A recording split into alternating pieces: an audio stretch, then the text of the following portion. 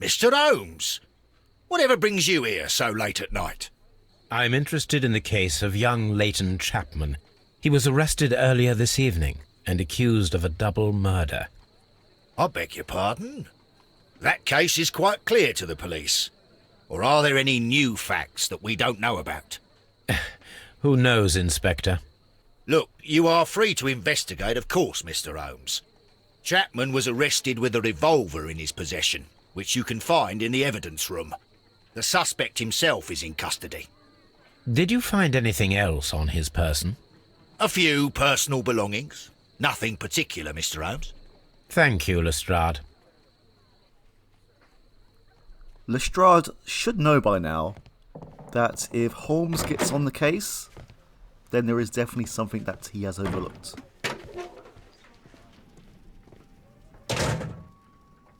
Or is he really just this naive? These cigarettes are filled with cheap tobacco. Nothing interesting.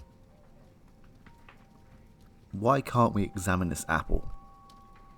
A cheap watch, bought with his own money, no doubt. So this is the gun that Leighton was holding when he was caught by the police. It is a Webley revolver, a reliable weapon. It seems as though the shells were not removed from the cylinder.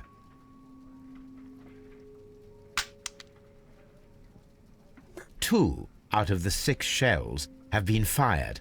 There were 2 shots.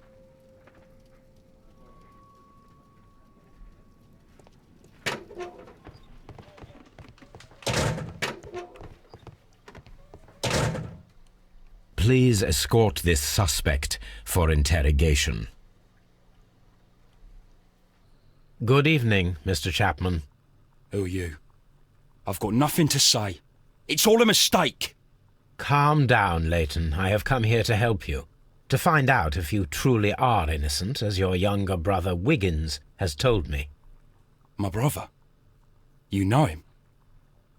Then that means you're... Sherlock Holmes. Oh, blimey. All right, Mr. Holmes. I'll tell you everything.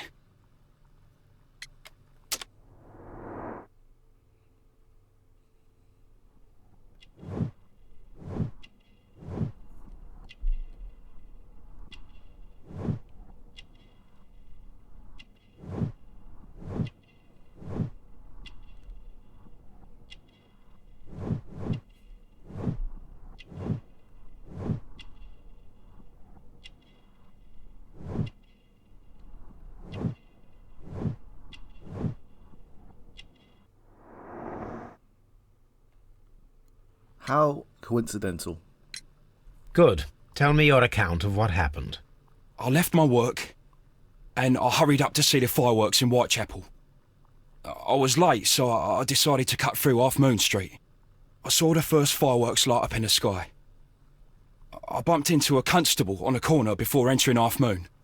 Then suddenly, what with all the firework flare, I saw 2 men. They were both lying flat in the middle of the street. I stopped where I was. I thought about turning back to the police, but as I was thinking of that, I saw a third person. He was leaning over the body that was furthest from me. The second I saw him, he raised his head and he stared at me.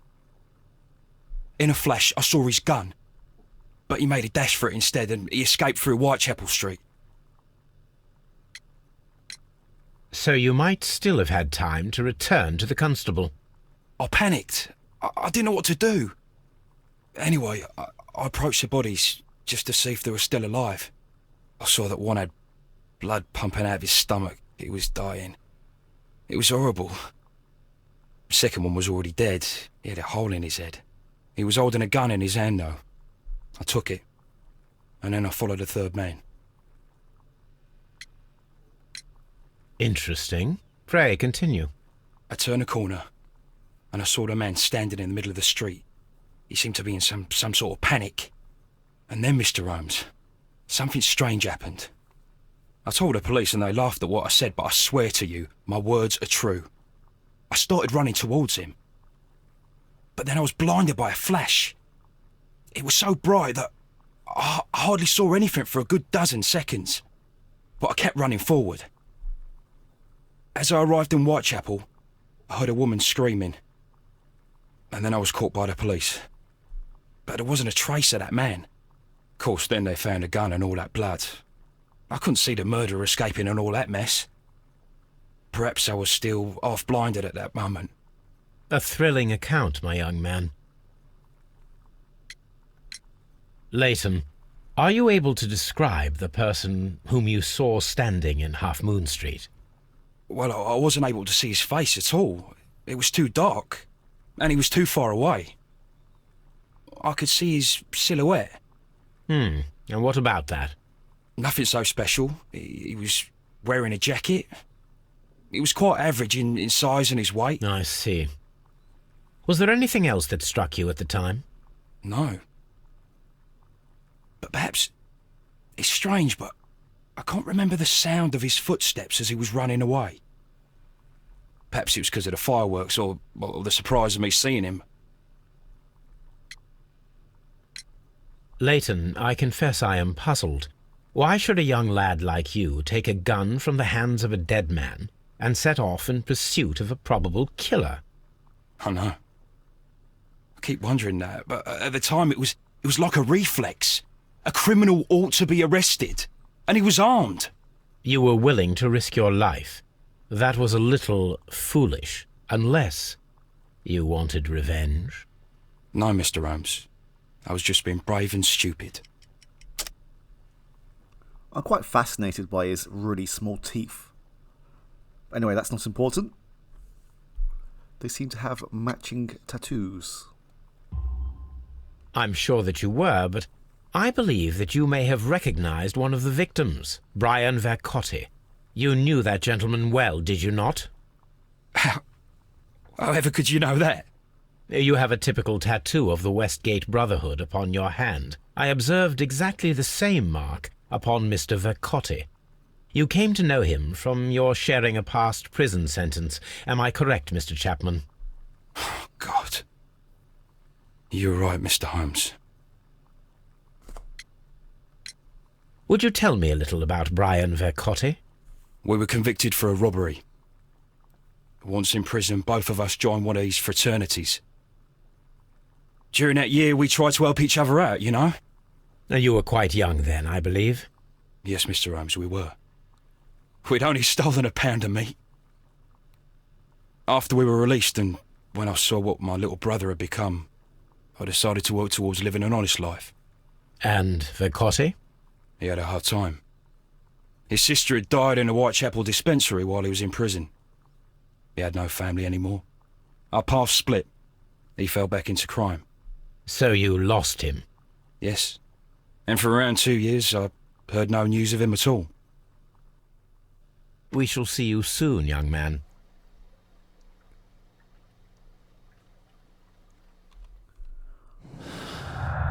Okay, so we can put together more deductions here.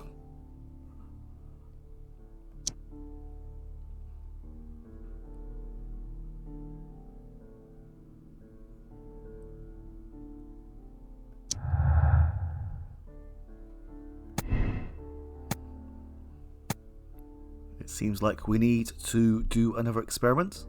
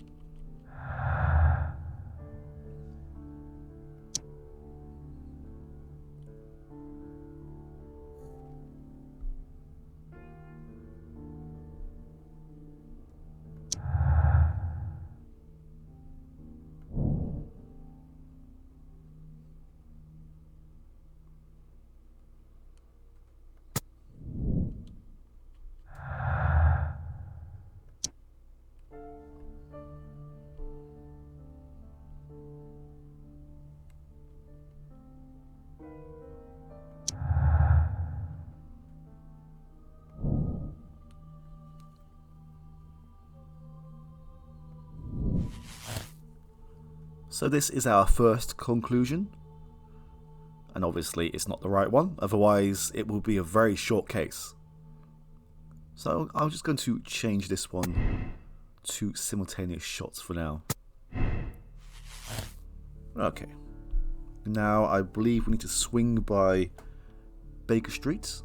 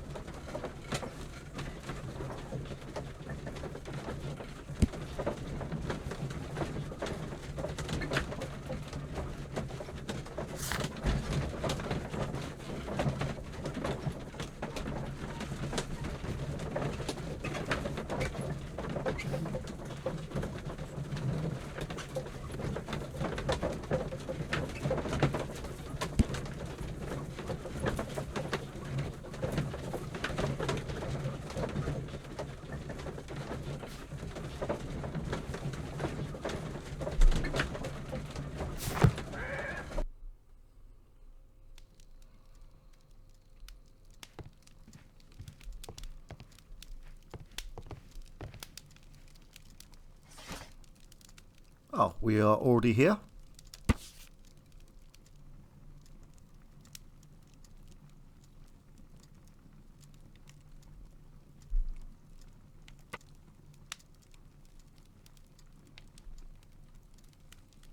Here it is. I need to continue my research in my archives.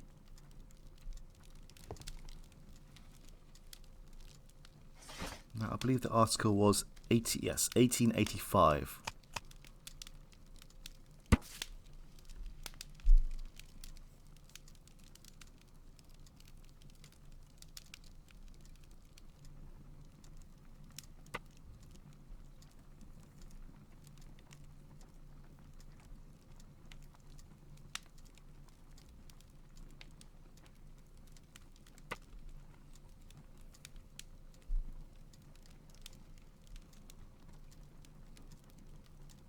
Here it is. One of the victims, Kenneth Butler, was involved in the story of the stolen Hellenistic treasures. A visit to his pawn shop should tell me more. Well, we can visit it now, but in terms of gameplay, there's not much point right now. We will go there, but first let's swing by Half Moon Street.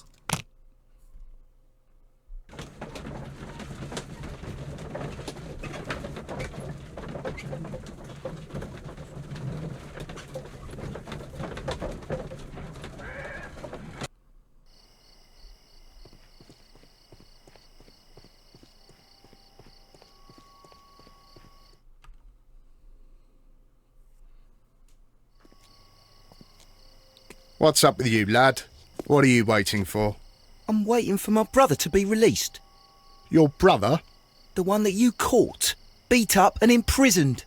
Ah, the murderer. He ain't killed no one, copper. Watch your mouth, lad, else you'll be joining that worthless brother of yours.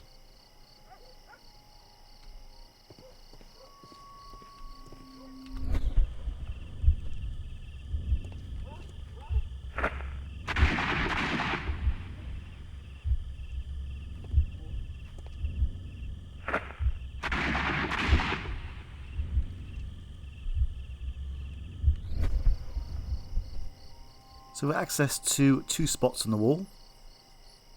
Wait, did I... Okay. I am unable to see any higher. I need to find something to lift my lamp. I may as well just go straight to the correct path, as the opposite wall reveals nothing.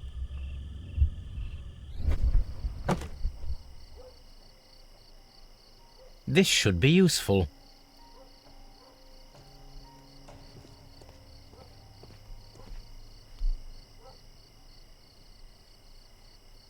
This is most definitely a bullet hole. The brick cracks are fresh. Watson, there was a third shot fired in this street.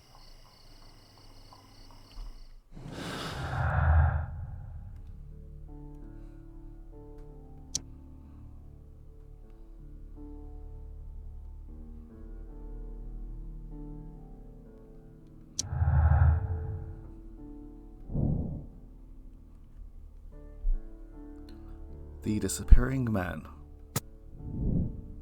Just how did he disappear? I'm sure we'll work it out very soon.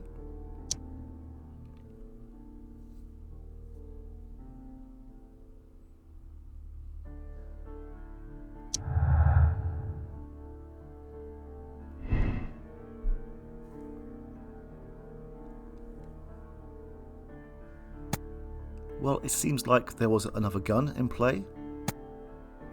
Let's select crossfire for now.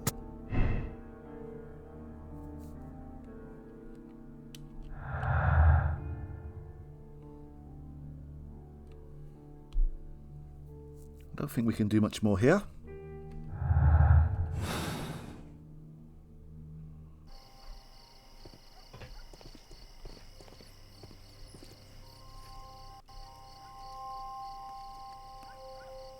Constable Marrow, I would value your assistance in this investigation. It would be my pleasure, Mr. Holmes. I would like to make sure that there are no places in Half Moon Street where a man could hide while you were running through it with your lamp. All right, Mr. Holmes, what should I do? Take your lamp and start walking, just as you did before, and try to find me. Understood.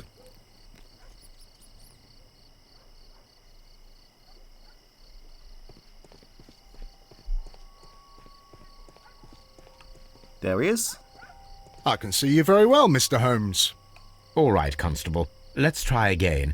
I'll find another place to hide. This is basically just hide and seek.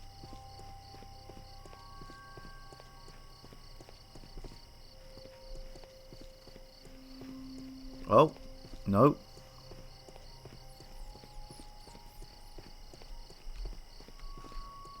Wait a second.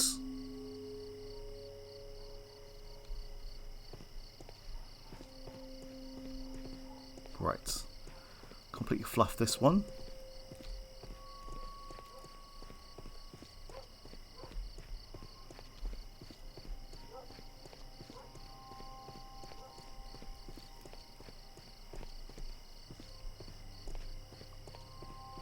There he is. Here you are, Mr. Holmes. All right, Constable. Let's try again. I'll find another place to hide. My brain just skipped a complete section here. That was quite embarrassing. There he is. For some reason, I thought this was the second location. Mr. Holmes, it wasn't difficult to find you at all. It is obvious now. No one could escape Constable Marrow's lamp while hiding in the street.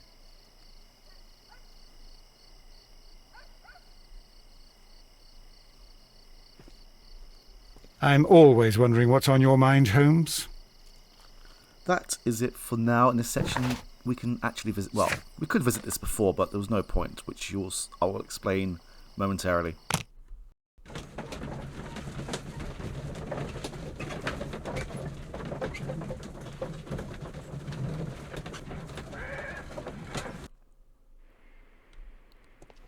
Coming here after we have visited Half Moon Street at that point means that we only have to come here once, rather than come here originally and then return to collect evidence we could have just collected now. If that makes sense? The door is locked, but I won't try to pick it. There are people directly behind me. Mr. Butler's key matches the lock perfectly.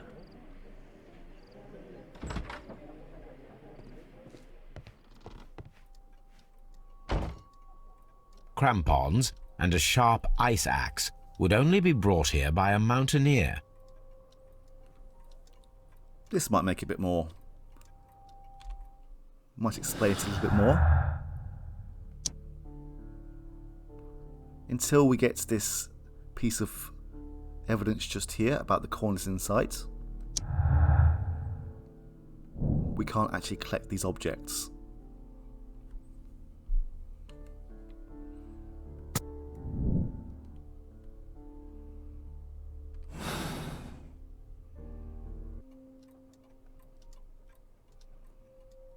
These tools are exactly what I need to climb the wall.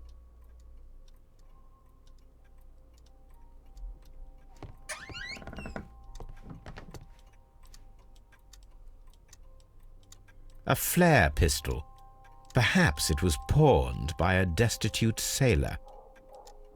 This is exactly what we need in order to imitate the flash of the fireworks.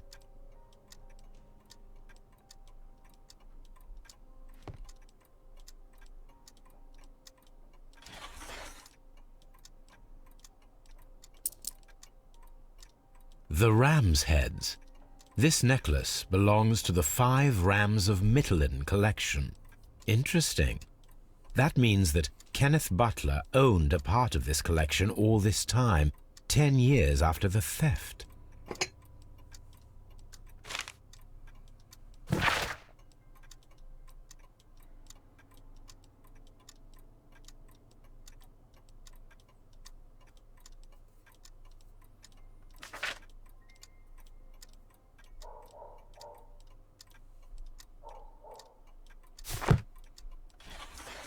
It looks as though Mr. Butler kept a careful record of his operations.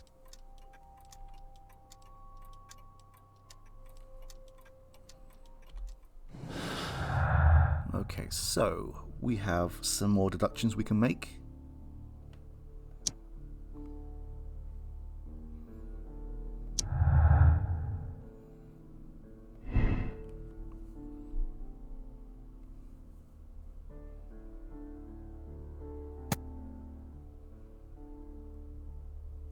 At this point, it definitely points more towards a burglary motive.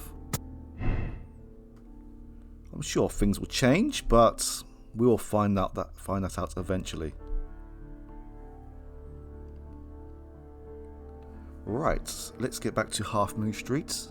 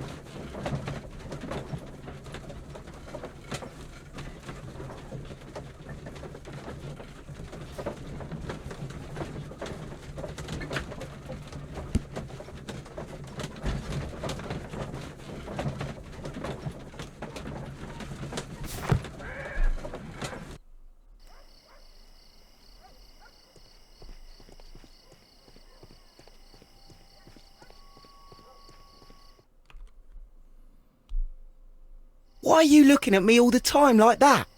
I'm just watching you, lad. I never know what to expect from people like you. People like me? Yes, street beggars and thieves. I ain't a thief. Oh no? Then where did you get whatever it is that you're gnawing on? I very much doubt that you bought it. What ain't seen can't hardly be stolen. Wow. That's pretty mean of you, Constable Mara.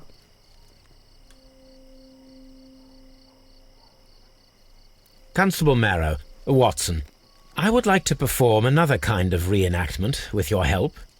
I'm listening, Mr. Holmes.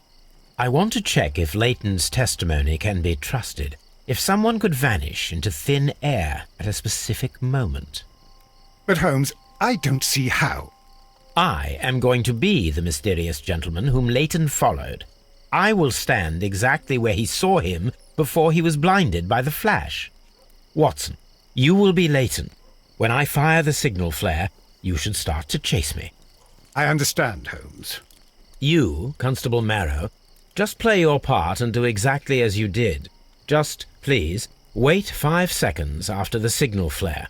I doubt that Polly Powell would have screamed any earlier. As you say, Mr. Holmes. Let us begin, then. Catch me if you can.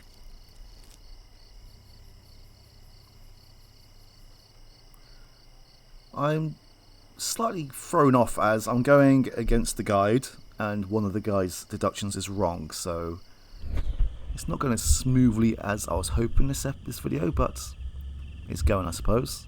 So there's 4 options here, and I will select the 3 wrong ones before I go to the right one. The streetlights fall directly on this wall. Not an ideal spot to escape the crime scene. It is also directly in front of Polly Powell. The moon illuminates this wall. Anyone trying to climb it would be easily spotted by Constable Marrow. Is it 4? Oh, okay, it's just 3. This wall is cast in shadow. It would be difficult to see anyone scaling it.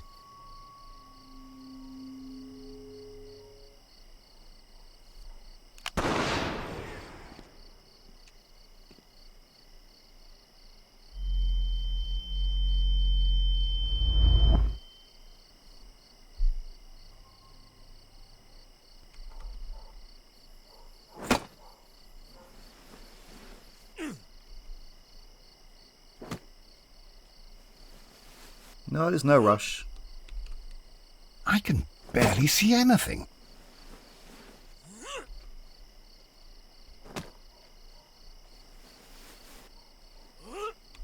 Holmes? Are you there?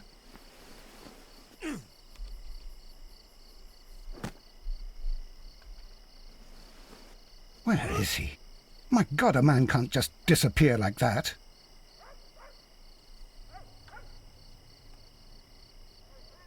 Holmes? Holmes? Where are you? I cannot see you, Mr. Holmes. Dr. Watson, it seems that Mr. Holmes has disappeared. Don't worry, gentlemen, I am up here, above your heads. How on earth did you get up there, Holmes? I am using crampons and a climbing axe, although the person we are looking for did not leave any traces of such tools. Constable, is there any way to get to the top of this building? Yes, Mr. Holmes, I can show you. The door to the building can be found from Whitechapel Street. Gentlemen, I am on my way down. It seemed like it took us about 30-45 seconds to get about 4 feet in the air.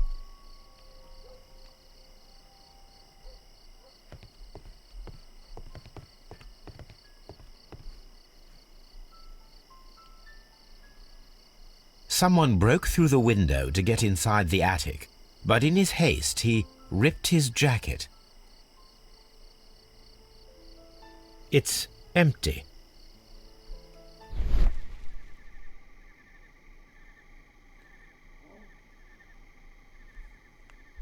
A cluster of thick black threads. They're unusually strong. I should examine them under the microscope. These shards of glass are from the window above. We can conclude that the person whom Leighton saw climbed up the wall, broke into the attic window, and escaped through the hatch.